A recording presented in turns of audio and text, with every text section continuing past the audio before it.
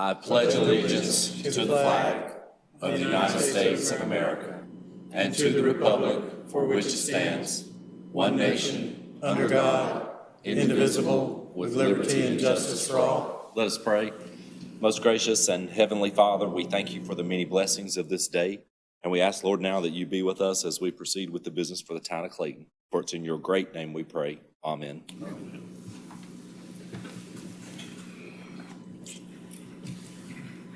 Are there any adjustments to the agenda?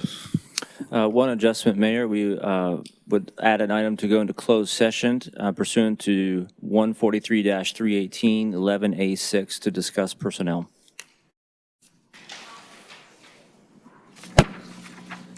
All right, thank you, sir. Up next is the consent agenda. Move we approve. Second. We have a motion and a second to approve the consent agenda. Any discussion? All in favor say aye. Aye. Opposed, like sign. And the motion carries. Up next is introduction and special presentation with employee introductions.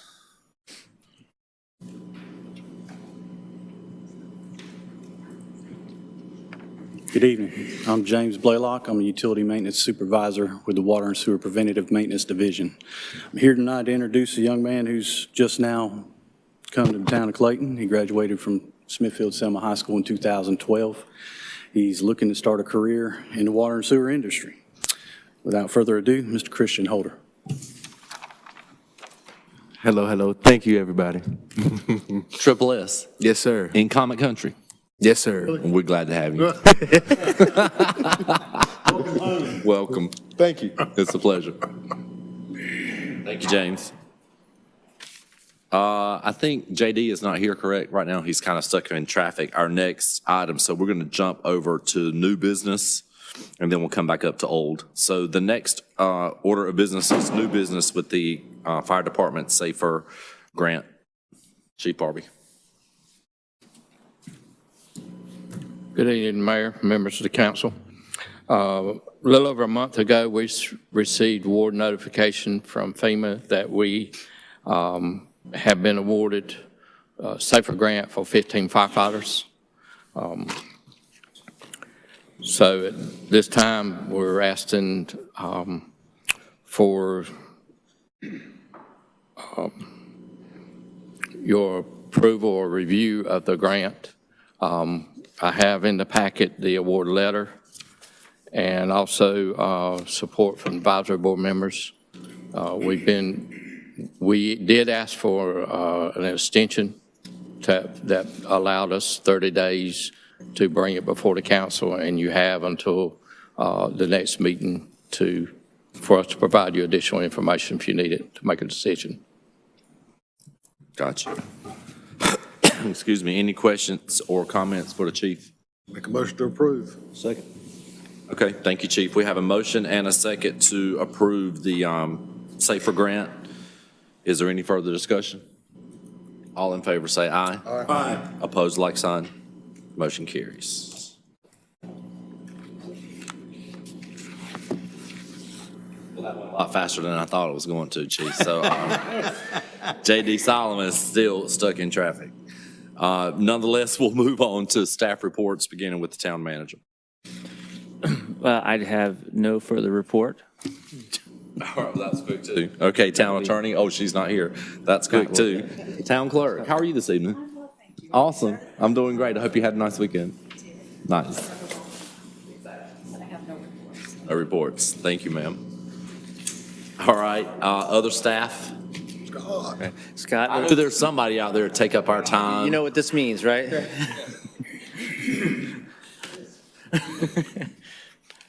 Unless J.D. Solomon's giving you a kickback from all this sewer work he's doing for us, you can come on.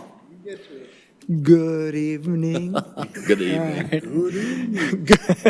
Good evening, Mayor and council members. I'm Scott Barnard, Parks and Recreation Director, and I'm before you all this evening just to give you a brief, but we'll make it as long as we can make it, update on the educational efforts that the town has been making forth in the bond. So as y'all are all aware, tomorrow will be an election, and the Parks and Recreation $18 million bond referendum will be on the ballot, and we are asking voters to authorize the use of the sale of bonds as a financing method to construct projects in all of our major parks, as well as to provide some seed money for some future projects. And those projects run the full gamut, everything from artificial turf fields to sports lighting, splash pad or pads, some sidewalk connections in interior to parks and some greenway connections, picnic shelters, bathrooms, parking, and more. And these improvements would likely start at Municipal Park, the park that is in need of the most love. And then after we wrap up improvements to that park, which will hopefully be in cooperation with the Civitan Club, a group that we've had lengthy discussions with to lay the foundation for a long-term partnership there, we would likely move on to Municipal and East Clayton parks. And in both of those parks, we've really done phase one, maybe phase 1.5.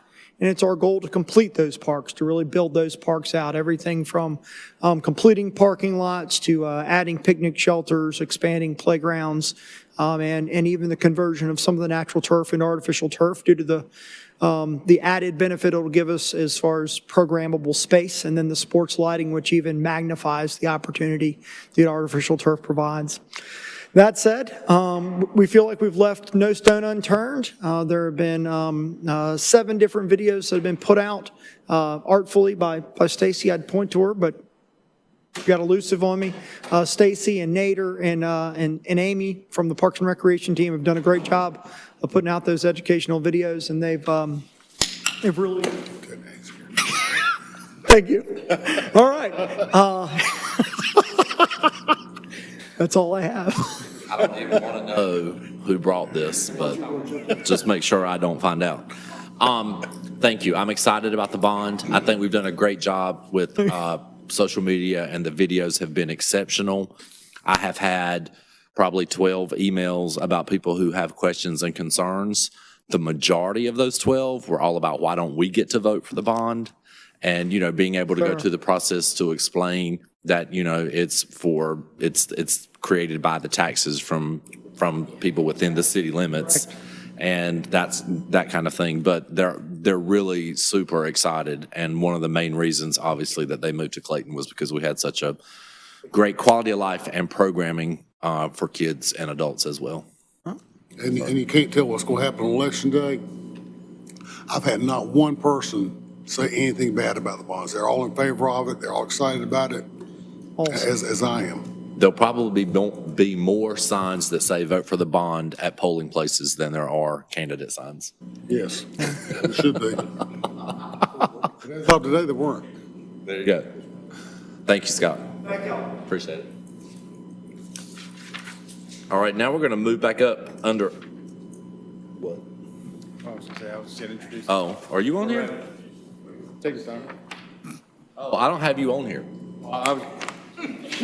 I'm just here to introduce JD. Man who needs no introduction. But go ahead, let's make him feel at home. Well, you're stretching that. I thought we were going to be singing Mr. Grant's happy birthday in a minute. Billable hours for him, so he just sat in traffic, unbilled, so let him start billing. It's all good. So I'm pleased to report, to both apologize and report, the highway between Raleigh and Clayton is very well populated tonight. Things are growing in Clayton. So, yeah. So J.D. Solomon, 216 Stonebrook Drive here in Clayton, but I was in Raleigh at a meeting, and now I'm here.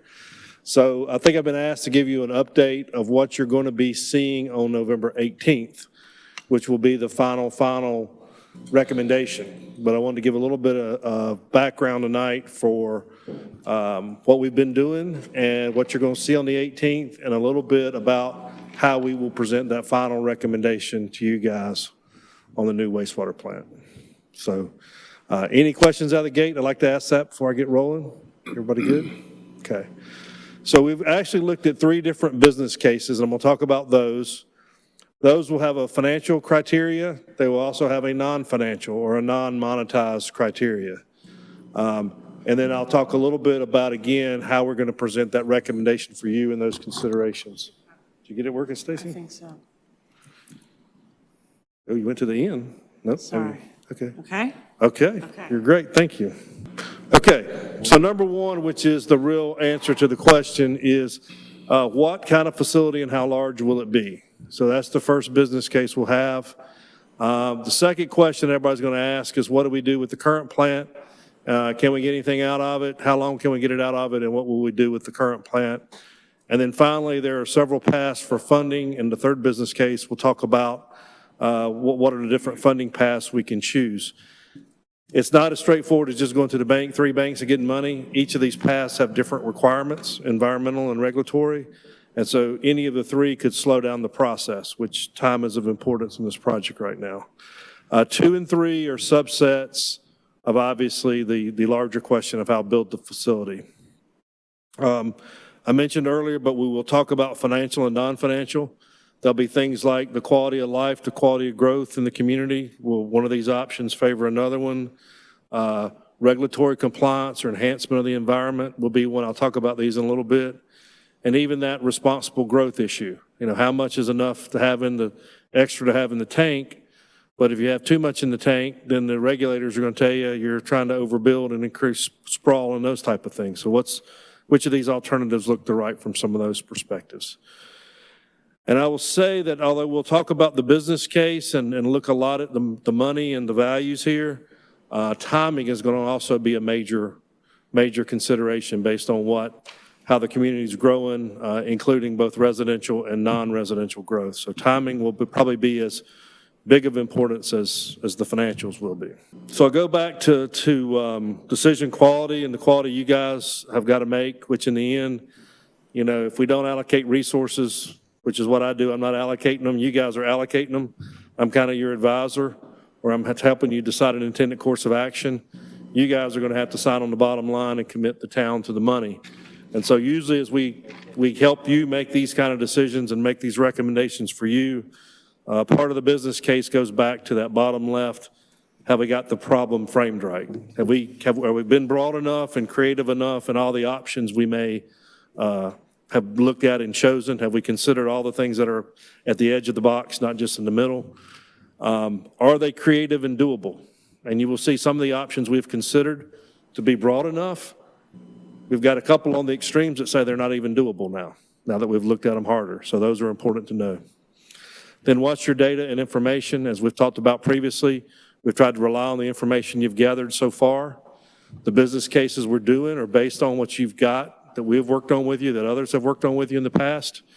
It doesn't mean a year from now you might want to pull the business cases out if things change. Flows and loads from industrial, if the economy tanks, you may want to look at things again. But for right now, that's kind of where we're coming through with our information. And then tonight I'll be talking about those trade-offs and those reasoning that you use to get there. Some of that will be about, do you look at just first cost in? Do you look at total life cycle cost? How do we balance all of that together on such a big project? One of the things we have done for the project is look in blue at your total loads. We've looked at your updated wastewater demands for the community. The top line that's kind of stair-stepped up is your total flows that you'll be needed for wastewater. What we did was we took our work we did for you back in 2013 on the master plan. We took it, Wooten basically updated ours. We updated it again, and we did some probabilistic analysis to look at ranges on the residential growth. And then a lot of the steps you see there are the numbers that we have confirmed, especially from Novo and Grifols, on where they're anticipating their growth to be. So this represents the best of the best as far as that top blue number of what your total demands will be. And then the green line tries to depict where your capacity is right now. So you've got about 4 MGD of treatment now, plus or minus 2 on Little Creek, depending on what can it treat and what are the standards. It's rated at 2.2 and it can do about 1.7. You've got about 1 million gallons from the county and 1 million gallons from Raleigh. So roughly that's about 4 million gallons. And Raleigh, by agreement, that agreement supposedly expires in 2027. So that's that green you see dipping. And so you can kind of see available capacity, the gap between the blue and the top green line. Now, can we buy a little more from Raleigh? They've said probably so. Can we get a little bit, can we get that agreement extended? They've said probably so, okay? The county's part of that, though. The county says they don't want total dissolved solids that would come from some of the industrial processes, right? Even from their pretreatment. So while you may add a little bit more or lengthen it out from Raleigh, you may lose a little bit from the county. You'll still try to send 1 million gallons to them, but it may have to be a different configuration where it's mainly residential flow. So that's all kind of going into the equations here of trying to figure out, is it going to grow like this? And is your available capacity where it's exactly at? So that's what we're trying to balance. Okay? More about that slide later, but I wanted you to see it now and not have to see it November 18th. And you've got 2 weeks to ask questions if we need to talk about that slide and more how we got to it. What we have done in this next slide is we've got the base case just to show you at just a community aspect of where the major conduits would go. That left side there is where Little Creek is. The right is your industrial park with Nova and Griffles. And at the top is your Neuse 2 site where your proposed site will be. And that's just to give you the base case of how things flow now. And then, not to get too much in the weeds, but for each of the alternatives you'll see on November 18th, you'll see a different color green, and these pipelines will be shown about kind of the general idea of what kind of scope is in that. Without getting to a bunch of words, that's kind of what the scope looks like in a picture. In just about every scenario, I will tell you today, and not wait till November 18th, but the pipeline coming down from the lower right where the industrial park for ECIA going up to Neuse 2, that pipeline's got to be built sooner than later. So that's almost a known given that's going to have to happen under every scenario, okay? Now, this is the busy part. I'm not going to go into it tonight, but there are 6 alternatives in gory detail, and I just want to show the thoroughness of in this depiction, not to read it. The one option that we have dropped out is to build the new 2 MGD number 4, basically there. Basically, it looks a lot like number 1, but we said, can we do 2, 4, and 6? 2 MGD new will not be feasible. So in your presentation on the 18th, you will just see what is currently numbered 1, 2, 3, 5, and 6. We will talk about 4, though, because it'll give you a curve for the possibility of cost there if you try to just do 2, but it's not feasible. The other thing we did was to look at the useful life of Little Creek to see what we could get from it. And one of the things that I'll say tonight before the 18th, and I think we'll have to get council's opinion on this, but I do think it's a matter of economic development. One of the things we were asked to do was look if a third-party contractor would come in and either buy or own Little Creek. And I'm aware now, I was shown a proposal today by a third party that's actually put something in writing. And based on the numbers that we have run and what you've got, we don't think it's responsive. I don't know if that's the right legal word, but we don't think it's enough money, obviously. But you have had a third-party interest in privatizing your system, and that'll be something else for y'all to consider in closed session.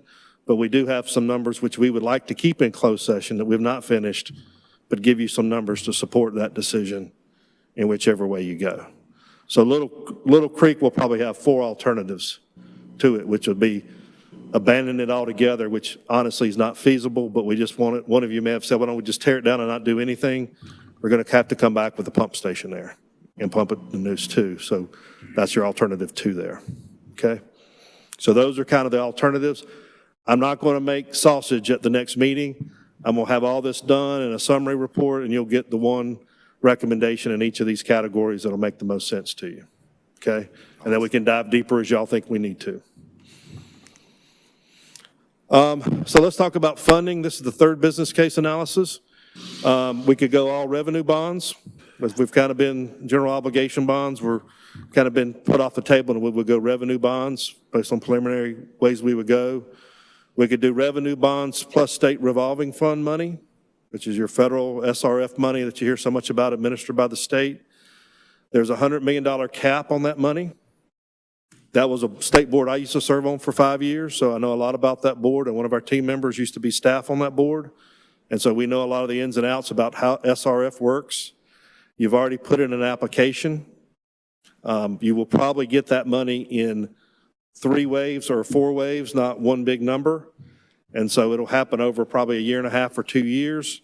And so there's a little uncertainty about how much money you would actually get from there versus how much you would bond, and would that be enough to cover everything? So you're going to have to be proceeding with the project probably without knowing exactly how much money you're going to get from the SRF program or how much exact money you need from bonds.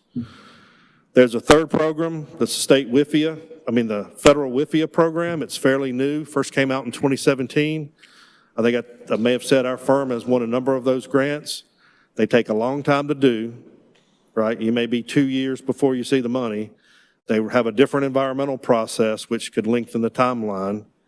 The good news, that's the bad news. The good news is if you find out you're short of money at some point, that money is available during the construction phase too. So unlike the other grants that have to be in place before construction starts, that one is one that you could be in construction and find yourself short and still go to for participation. So we want to look at all three of those, not giving it away too much for the 18th, but it's feeling like number 2, depending on what funding level y'all choose, seems to be the quicker, straighter path. And it'll at least be a combination of those two. Okay? Pretty good there? So those are the 3 business cases. There's the big one, which is everything. There's the sub case of what do we do with Little Creek, and then we got the funding. How do we fund and pay for all this? Okay?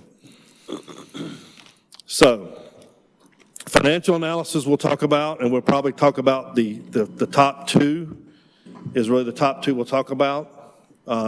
Net present value or net present cost is never easy to understand. You're taking future dollars and you're bringing them back, and you're trying to look at in this case, we've done 40 years and 20 years to help you with that. But the big picture there is you're just trying to look at life cycle. You can't put it all off to later, and you look at total costs, right? But truthfully, you kind of got to look at what you can afford. And so the second way we look at this is just average annual cost. And that's the most intuitive of all of them. It's just over the 20 years or 30 years of loan, how much on an annual basis do we have to produce? How much do we have to come up with? And then look at the alternatives that way. And then really what we've found with our numbers is the benefit cost. It's really hard to attribute revenue to Raleigh or Johnston County on a lease agreement or to the plant or to Little Creek. So you really won't see a big benefit. We'll have the non-financial benefit, but we're not going to try to quantify all the revenues here. It's just been too hard to do. But you will see short-term capital cost, which will be how much money do I have to bond in the short term, and we'll have an answer for you of roughly what does that mean to rates. Because in a way, capital costs in the short term matter, but it really matters of what does that capital cost do for rates. And so really, net present, average annual, and capital costs will all come back to you in our recommendation to look at those 3 perspectives.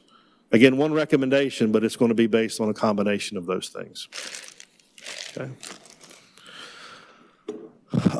The non-financial comes out of your strategic plan for the most part. And I note off the bat at the bottom, safety and healthy workplace is number 1 in all of them. We're not going to do anything that's unsafe. Just like counselor, we're not going to do anything illegal, right? All this is going to be legal. All this is going to be healthy and safe. So we're kind of taking that off the table at this point as a kind of a gate to come through. These are the 4 things we'll be looking at, and they'll be quantified on a scale basis. So right now we're weighting them all equally because they're all equally weighted in your plan, but your natural resource protection, what's good for the environment, your responsible growth and economic development opportunities, right? We kind of combine that together to say we got to be responsible, but we also have got to realize our community continues to grow and will. We want proven practical treatment technologies. In other words, we realize we're not a huge town. We can't get on the bleeding edge of technology where we've got nobody trained to operate it, or we can't find people to do it, or it's got to be some specialty project. So we want something proven and time proven and tested. And then we also don't want to ruin our regional partnerships, right? And that's in your strategic plan too, is we want to keep good blood between the different communities. We don't want anybody to get the best of us, or we don't want to get the best of anybody else, but you've got to keep your relationships with the county and Raleigh and other communities. So those are 4 ways we'll look at that. Now, one question you'll get on the 18th and probably ask me is, well, what's $1 million worth of cost compared to that number? We'll give you our best shot based on what we see in other places. but it is a value decision you'll have to make about if you really feel like this is worth $1 million to do something drastically better for the environment. That's going to have to be y'all's call. We're going to give you what we think from our experience in other places that we see you would do. Okay? Last slide, I think this is the last slide, is total basis of the recommendation we'll give you in advance. Obviously financial, that's the big one. What can you afford and how fast can you afford it? We'll talk about the non-financials, as I just mentioned. And then we're going to talk about uncertainties and risk. That's going to be the third piece of this thing. It may be feasible, but is it worth the chance? And some of that has been you've made a commitment to the community in general. You know, you don't want a growth moratorium. You want to have responsible growth. But you've also made commitments to Grifols and Novo and other people that you will try to address their needs. And so there are certain options that will help minimize that risk to the schedule. Some of this has to be delivered in 2022, 2023, 2024. It's a very short timeline when you don't have all your money yet. And so these regional partnerships and other things will help us meet that. But there are things you could do to maybe try to save money or save time, and they just may not be worth the chance based on the commitment. So we'll try to factor that in. I will tell you in advance that, you know, you've got a rifle range out there, which means there's lead in it. I think you all know that. That's got to be assessed and remediated. And it's not only the cost of doing that, but it's also the time it takes to do that. And that may have implications on your funding, right? So that's on top of the normal environmental process that would happen. So we've got to think about that. We've got to think about, you've got 2 pipelines to build and a plant to build to do it all yourself. And so it's not just the risk of building the plant, but it's also the risk of getting the pipelines and the easements and all those things in place. And they all kind of got to happen at the same time, especially if you're going to try to do this at the end of 2022 or the end of 2023. It's not a long timeline. And then finally, you've got the risk associated with rates as you use your regional partners. You're going to have to, I'll just tell you tonight before the 18th, keeping these agreements with Johnston County and Raleigh to be active over the next 4 or 5 years especially is everybody's best insurance against risk and uncertainty. Because if you hit a snag anywhere, we can't go in this with this planning fallacy of everything's going to go perfect, better than any other project. And those agreements help you continue, at least till you get the plant built and the pipelines built, to be able to serve the community and the industrial. So it's a blend. You don't want to give away money to these other entities that you need to finance the plant, but you also got to be sure you can get it delivered and use all the resources at your ability to minimize that risk and uncertainty. So all 3 of these things will come into that recommendation we give you on the 18th. And that's probably all I've got. Again, I wasn't here to try to solve the problem tonight. I do have some numbers in my head. We're checking them this week. We'll be working with staff next week to put them in the rate model to kind of give you some answers there. And so I just really want to be able to entertain questions tonight, ask if we're on the right path, and then try to make November 18th as clean and crisp as we can as far as a recommendation. So with that, Mr. Mayor, It's I'll a take very, questions. very, very, very long path. Yes. And I'm tired already. Yeah. Oh my gosh. You know, because I didn't consider like the whole shooting range out there and all the lead that's in the ground and all of that. That's good. I mean, you know, like, and then not to mention, what if we have a monsoon season during all this and all that? But, you know, like based on what you presented to us tonight, I'm feeling much more confident about where we're headed, you know, and I'm feeling confident on how everything is justified and quantified. That's great. I think we're definitely heading in the right direction. But obviously, you know, to your comment, we don't really have a lot of time to spare on this. Right. So, yeah. Anyone else?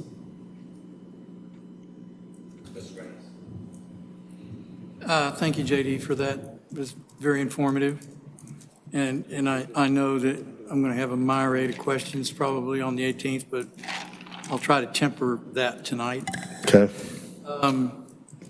First question I have, though, is how much thought, if any, has been given to growth patterns and trying to foresee a what if?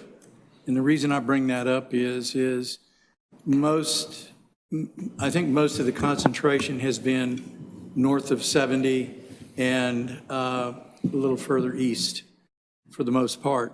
But what happens if all of a sudden we start growing to the south of 70, out near the hospital as an example, in towards 70 bypass? How much thought process has been put into your analysis with your team about that possibility? Yeah, the short answer is a lot. And that's a little bit of the probabilistic analysis we've done. We first did that in 2013, and really what that involves is to say, this has been your growth rate, and that may be 300 units for the whole town. We broke that into 7 regions, the same regions that Wooten used. But back then what we did was we said the probability of growth is a 5% chance of this, and a 75, and a 50, and a 95.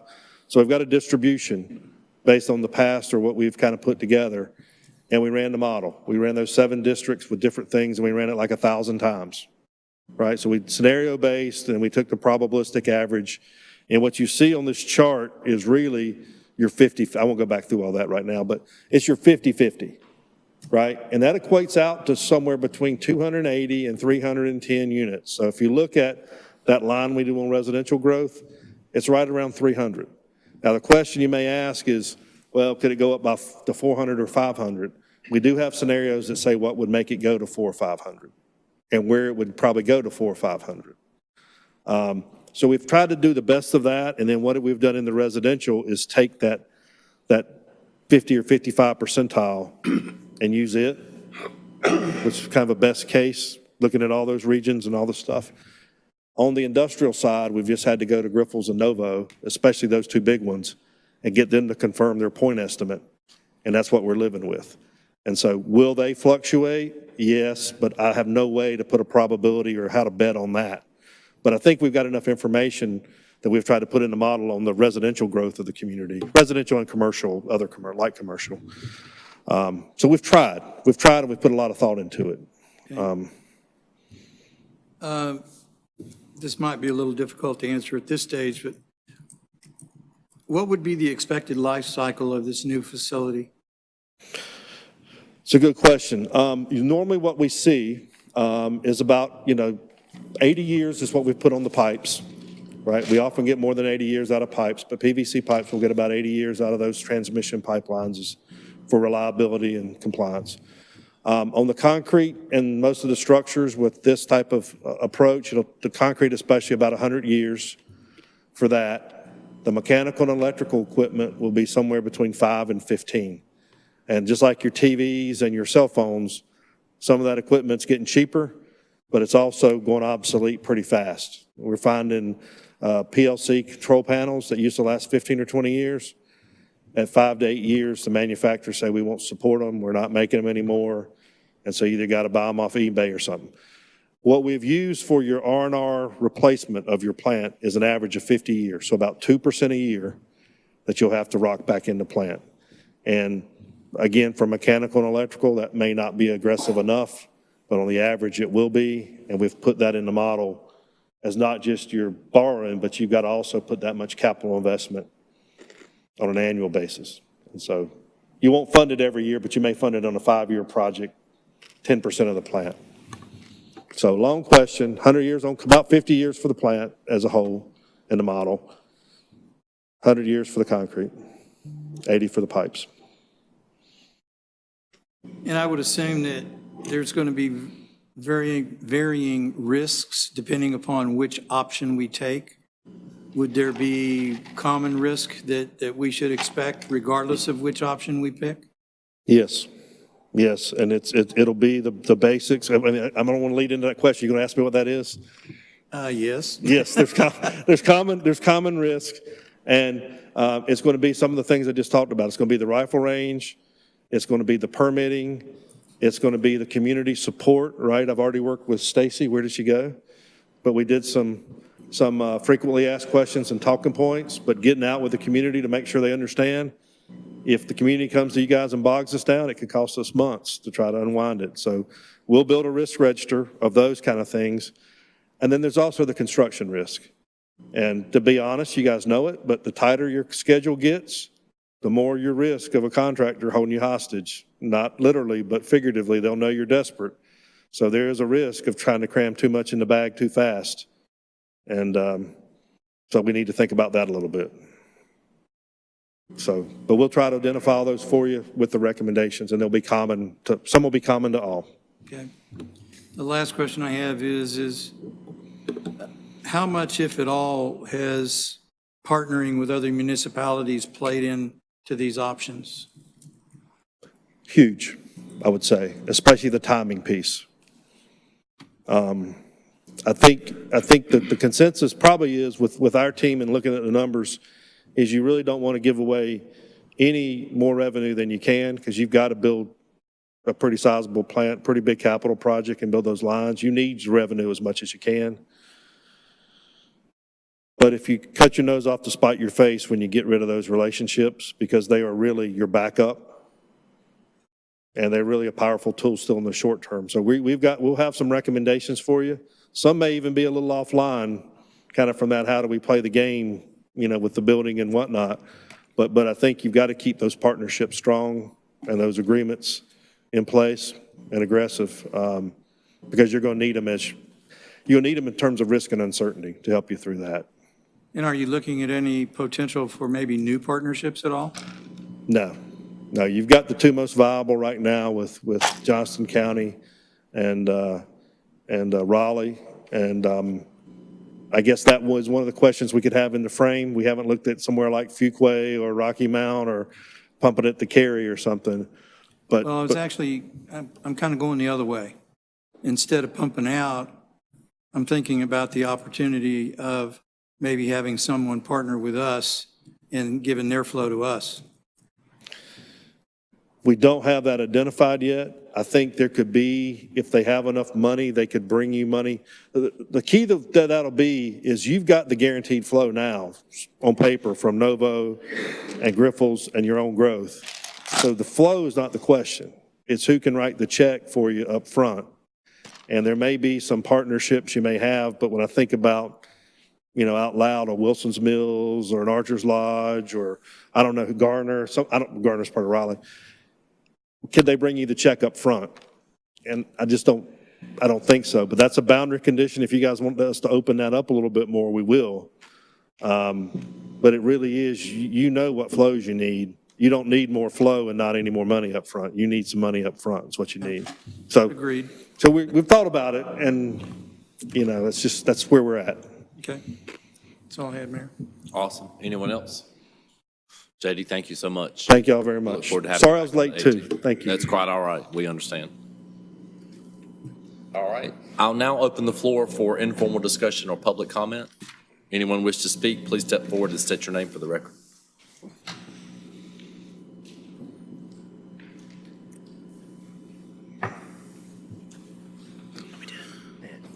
My name's Mike Marvel. I'm the former general manager of Pine Hollow Golf Club. And since you just went through all of this great big problem, we got a little bitty one that I would like you all to keep in the back of your mind.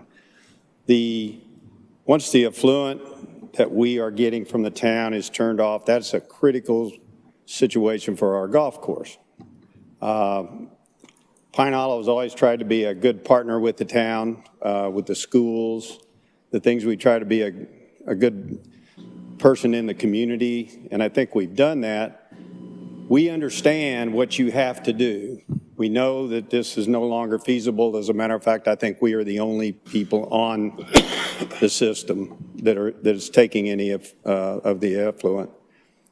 But what we need is, hopefully it doesn't get turned off at least till 2023, but during that time, we need to be able to pick your brain power of Rich and James Warren and help us figure out another way to get the kind, or at least partially the kind of water supply we get for our golf course.